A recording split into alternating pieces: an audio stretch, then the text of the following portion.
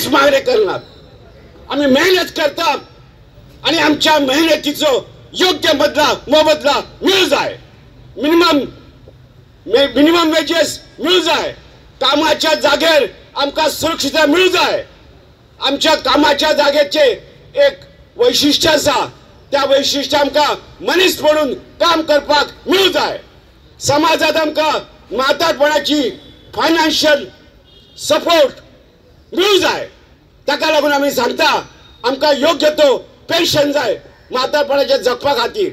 आता 35 आणि 40 वर्ष काम करून कामगाराक EPS 95 ह्या पेन्शन स्किमी सलग फक्त 2,500 आणि 3,000 पगार मिळटा. त्या 2,500 आणि 3,000त कोणी जीवन ह्या महागाईत जगू शकचो ना. म्हणून आमकां एक स्वतंत्र नागरिक म्हणून स्वाभिमानाने ह्या समाजात जगपा खातीर योग्य ते कायदे आसपा जाय. आणि हे 4 काळे कायदे त्यांनी केले असतात. त्या 4 काळे कायद्यात अजिबात प्रोटेक्शन ना. म्हणून आमकां हे 4 कायदे फाटीक घ्या अशें आमी डिमांड करता. फुल सपोर्ट दितात. कित्याक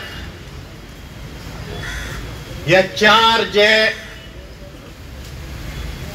लेबर कोड हाडल्या यांचो विरोध जावंकूच जाय आणि ह्या फाटी घेवंकूच जाय. The people united can never be defeated.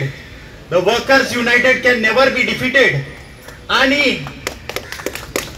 या सरकाराक जर दिसता की अनडेमोक्रेटिक मेथडान तेणे थ्रू द बॅक डोर हे हाडल्यात आणि हे उरतले म्हणून हे सगळे फॉल्स.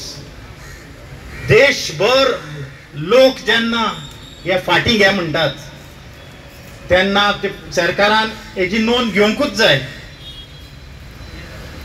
इतकी वर्सां लढाई करून हे जे कायदे हाडलेले 26 लेबर लॉज एक्झिस्टिंग जे आसात तितून कामगारांक मातशी तरी रिलीफ खंयचोर ना खंयचोर मेळ्ळो.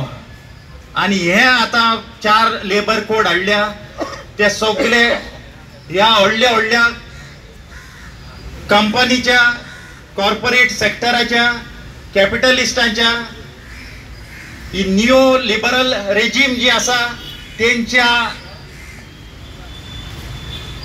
डिमांडाचेर हे सगळें चल्लां.